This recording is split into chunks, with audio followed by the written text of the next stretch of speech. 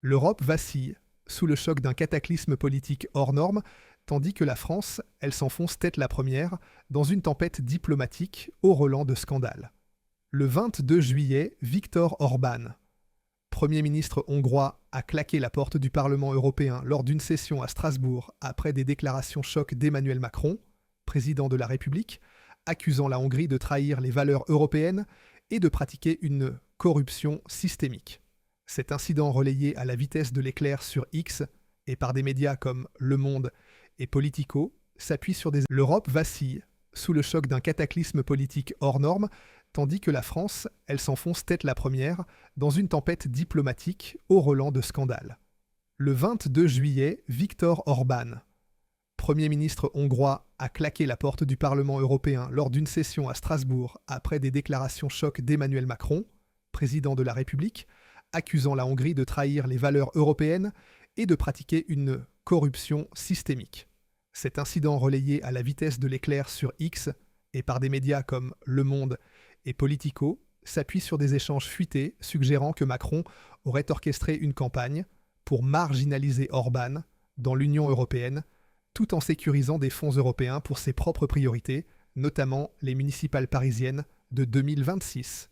Ce scandale qualifié de choc absolu par les observateurs a déclenché une vague de colère en Hongrie, des manifestations en France et une crise politique majeure à Paris.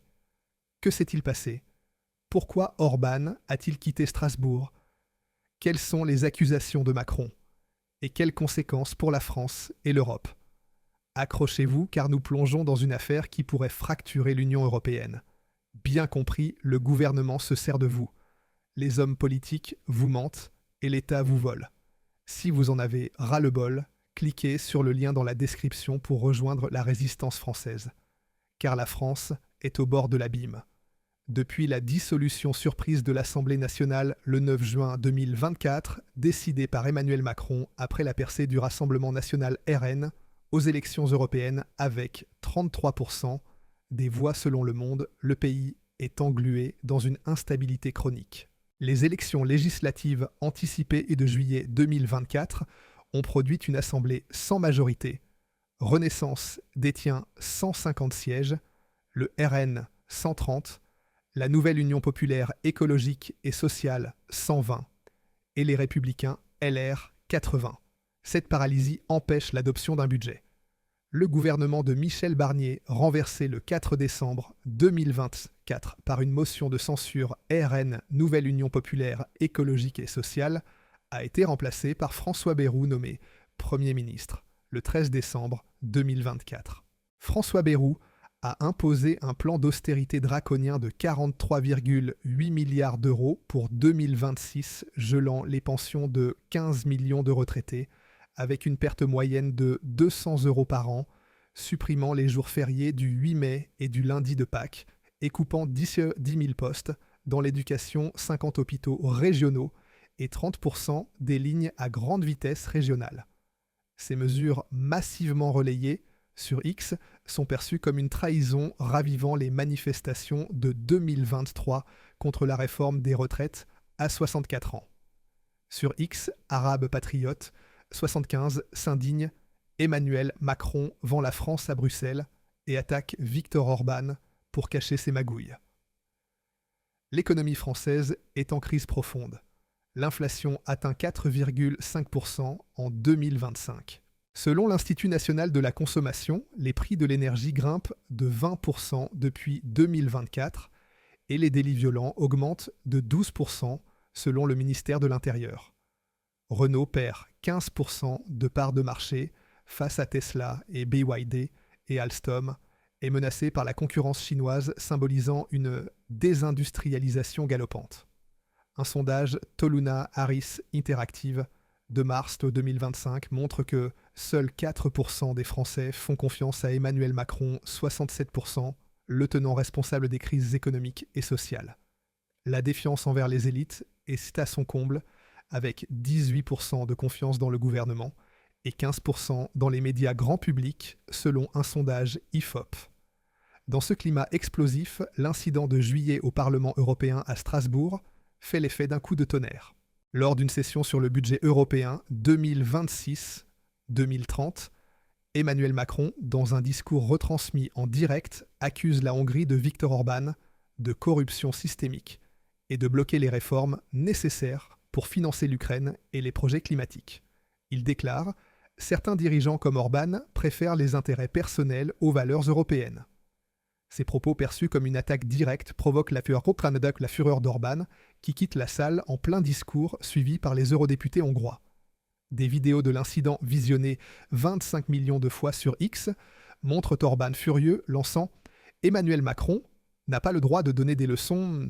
Des documents fuités relayés par Politico et Le Figaro suggèrent qu'Emmanuel Macron aurait poussé pour geler 10 milliards d'euros de fonds européens destinés à la Hongrie, tout en redirigeant 200 millions vers des projets bidi-français, notamment pour soutenir la campagne municipale parisienne de 2026, où son allié Rachida Dati est pressenti. Un courriel entre Alexis Kohler, conseiller d'Emmanuel Macron, et un fonctionnaire de la Commission européenne mentionne un plan pour neutraliser Budapest et sécuriser des fonds pour des priorités stratégiques. Orban riposte sur la chaîne hongroise M1, accusant Emmanuel Macron d'hypocrisie. Il parle de corruption, mais c'est lui qui manipule les fonds européens pour ses propres ambitions.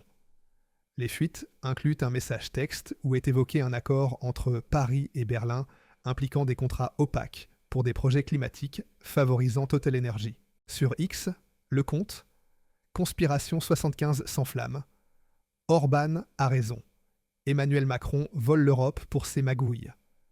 Les mots dièse, Macron corrompu, Europe trahie dominent. Soldat colère, tweet, Emmanuel Macron attaque Orban pour cacher ses fraudes. Des séparts et des mèmes dépeignent Emmanuel Macron comme un dictateur européen et Orban comme un rebelle.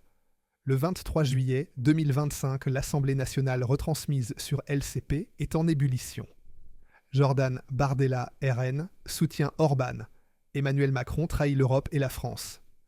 Marine Le Pen tweet « Orban expose Emmanuel Macron. Il vole nos impôts ».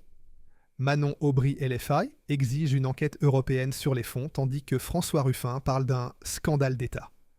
Gérald Darmanin, ministre de l'Intérieur, défend Emmanuel Macron sur TF1, qualifiant les accusations d'Orban de provocation populiste. Mais des sources Renaissance admettent aux Parisiens Emmanuel Macron est isolé, Orban l'a humilié. François Bayrou sur France Inter minimise une tempête diplomatique passagère. Les médias s'embrasent. Le Figaro titre Orban claque la porte à cause de Macron. Libération évoque une stratégie d'Orban pour déstabiliser l'Union européenne. Sur CNews, Sonia Mabrouk consacre une émission à Emmanuel Macron contre Orban, la guerre européenne, avec Éric Zemmour accusant Emmanuel Macron de tyrannie européenne. Philippe de Villiers parle d'une décivilisation orchestrée par Emmanuel Macron. Si vous en avez marre de la France sous Emmanuel Macron, alors j'ai une solution pour vous. Cliquez sur le lien en description. Le Rassemblement national menace d'une motion de censure contre François Bayrou, accusé de couvrir les erreurs d'Emmanuel Macron. La gauche critique le manque de sérieux du gouvernement, tandis que des frondeurs macronistes envisagent de lâcher leur président. Les cyberattaques, si elles se confirment, pourraient paralyser des services essentiels, amplifiant la colère populaire. Ce scandale n'est pas qu'une humiliation, c'est le symbole d'un système déconnecté qui joue avec la sécurité nationale. Marine Le Pen sur X résume « Emmanuel Macron ridiculise la France et met nos vies en danger. Il est temps de rendre le pouvoir au peuple. » Jordan Bardella appelle à une révolte citoyenne dans les urnes et dans la rue. Nous sommes à un tournant. Ces documents, ces contacts, cette humiliation doivent